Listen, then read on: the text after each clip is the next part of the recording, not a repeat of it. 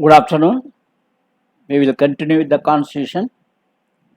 In the last class, we have seen 103rd Constitutional Amendment Act 2019 relating to economically weaker sections, reservation in job, and reservation in admission in education institutions.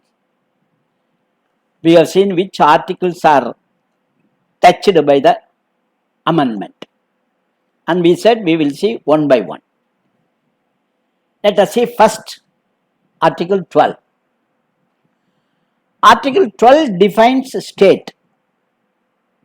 What is the definition of state? State includes union legislature, union executive, state legislatures, state executives, local authorities, or any other authorities. So obviously, the act can be challenged since it was made by the state. So that is Parliament. Next affected article is Article 13, which provides judicial review to the Supreme Court under Article 32, writ jurisdiction, to examine the constitutionality of the constitutional amendment.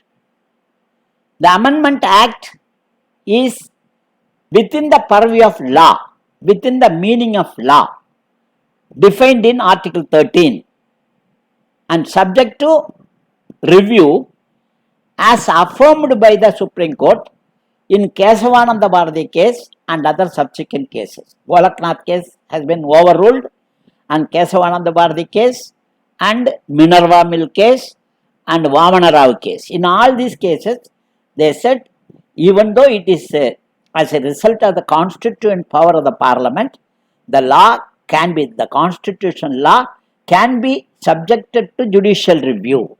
That has been accepted principle, and judicial review has also been made as a basic structure.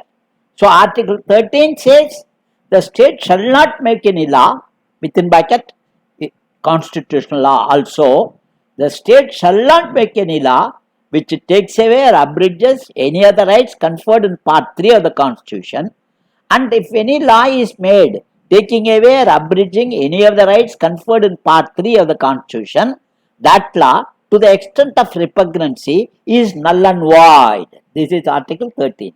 This is read with Article 32, where every person, including citizen and non-citizen, has a right to move Supreme Court for enforcement of fundamental rights, and the Supreme Court is competent to issue the prerogative writs of habeas corpus, mandamus, prohibition, certiorari, and quo warranto for enforcement of fundamental rights.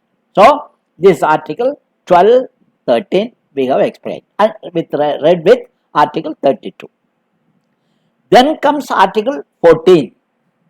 Article 14 says that the state shall not deny to any person equality before law and equal protection of law. Remember, here we are dealing with equal protection of law. Most importantly, you should remember that rule of law is a basic structure. If any law violates any provision of the Constitution, the law can be declared invalid, and more so if it affects the basic structure, the law prima facie is unconstitutional. So, rule of law is the basic structure. Secondly, but nevertheless, Article 14 allows permissible classification but forbids only class legislation. The classification should be reasonable and must not be arbitrary or artificial or evasive. Article 14 comes only where equals are treated differently without any reasonable basis. According to the Supreme Court itself, from the very nature of society, there should be different laws in different places and the legislature enacts the law to the best interests of safety and security of society. Remember, most important.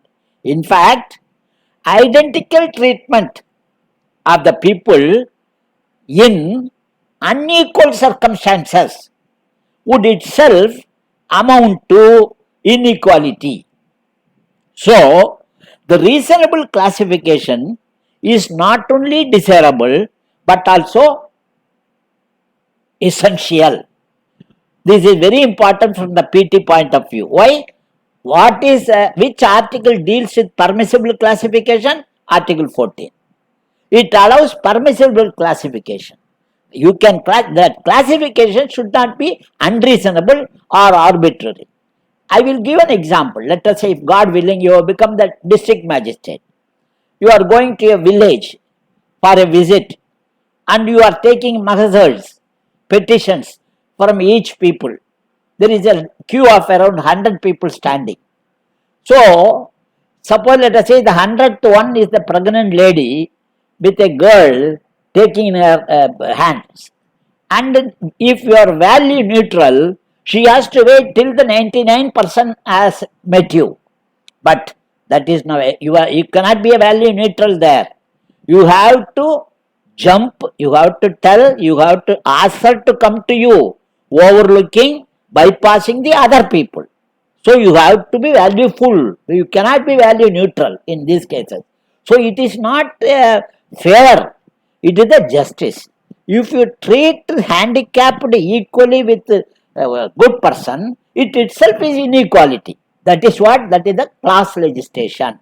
Only they permit permissible classification. It forbids only class legislation. It does not forbid permissible classification. The only thing is classification should not be arbitrary, artificial and evasive. There should be reasonable basis. Then now the question is whether 103rd amendment is permissible classification. It comes under the category of permissible classification or not. Number one. Next. So Article 15 and 16 we have already discussed along with the amendments which are under challenge. You know, Article 15 is called protective discrimination. PT point of view important. Article 14 permissible classification. Article 15 protective discrimination. Why you call this as a protective discrimination? Because Article 15, if you read, Article 15 prohibits discrimination. Prohibits discrimination on the ground of religion, race, caste, sex or place of birth. RRCSP, religion, race, caste, sex or place of birth. But in the same breath, the discrimination in favor of women, children, SCBC, that is members of OBC, members of scheduled caste, members of ST, are protected. So discrimination in their favor, in whose favor? Women's favor, children's favor, OBC favor, SC favor, ST favor are protected. So we call this article as protective discrimination. Discrimination is protected. That is why Article 15 is called protective discrimination. Now, the issue of reservation is nothing new to our Constitution. Constitution came into force from 26th January 1950. A forward caste student, as you know, I have explained this when we discuss Article 15. Again, I am explaining. A forward caste student, Shenpagam, filed a writ petition in Madras High Court on 14th June 1950, stating that she was denied admission in the medical college due to communal reservation policy, which is against the provisions of Constitution. Madras High Court obviously quashed the orders of communal reservation policy of Madras state, because where there is a clash between the directive principle of Article 46 and the fundamental right, the fundamental right will prevail over the directive principles. The appeal filed by Madras High Court in Supreme Court was also dismissed.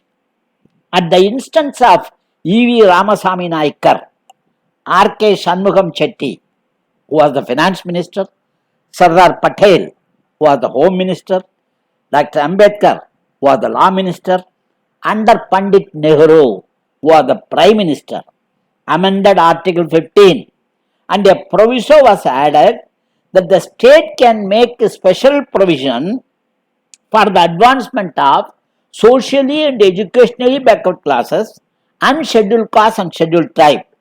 It was also clarified that Article 29(2), that is clause 2 of Article 29, or any other provision shall not prevent the implementation of reservation policy. Such a clear categorical declaration. Most importantly, remember the First Amendment Act 1951, which added this proviso, was enacted by no less a body than the Constituent Assembly, which was functioning as provisional parliament and which adopted the constitution. And most of the aforesaid dignitaries, all the Sardar Patel, Dr. Ambedkar, Pandit Nehru, R.K. Shanmugam Chetty, all were members of Constituent Assembly also. You will be surprised to know that 76th Constitutional Amendment Act 1994 has placed the Tamil Nadu Reservation Act of 1994 in the 9th schedule to protect this act from the judicial review, since it provided 69% of reservation against the Supreme Court mandated ceiling of 50%. Most importantly, this act added in 9th schedule cannot be touched because Supreme Court can review the laws in 9th schedule only if they have been added after 24th April 1973, that is the decision of Kesavananda Bharati case, according to Supreme Court decision itself. So, if an act has been added before this date, that act cannot be questioned by any authority. Where is the sanctity of 50% ceiling? Where is the sanctity of Article 335? Then again, Article 15 was again amended in 2006 January through 93rd Constitutional Amendment Act with reference to admission in education institutions in favor of SCBC as well as SC and ST. After that we come to Article 16, which guarantees equality in opportunity in public employment and public appointment under the state. This has also undergone many changes, the latest being in favor of economically weaker sections of citizens. Under the first exception, the state can make a special provision for reservation of appointments or posts in favor of any backward class of citizens which have not been adequately represented in services. Please note that this provision exists in the original constitution itself. It was not added after the constitution has been enacted. It was there in the original constitution itself. Then came the 77th Constitutional Amendment Act 1995, which empowers the state to make special provision for reservation in matters of promotion in any class of posts in services in favor of SC and ST, provided they have not been adequately represented in services. This was added, as you know, to overcome the Supreme Court decision in Indira Sani case of 1992, otherwise called Mandal case. Then again, 85th Constitutional Amendment Act 2001 provided the benefit of promotion retrospectively from 17th April 1995.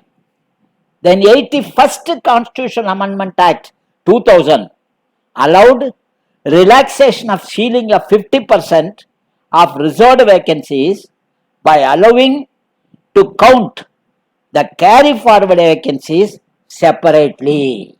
This is the history of Article 16. In short, in summary, reservation in government jobs for backward class citizens is nothing new. The only issue is that the state should prove that they have not been adequately represented in services. Number one. Number two, please note that the benefit of reservation in promotion is available only to SC and ST and not available for OBC and EWS. Thirdly, creamy layer provision does not apply to SC and ST. Finally, the reservation in any service cannot be claimed as a matter of right. It is totally the discretion of the state. In other words, no writ can be filed for enforcement of reservation policy under Article 32 because it is not a fundamental right. With this, we will end the class. We will continue with the other provisions relevant to the amendment in the next class. Thank you. Thank you.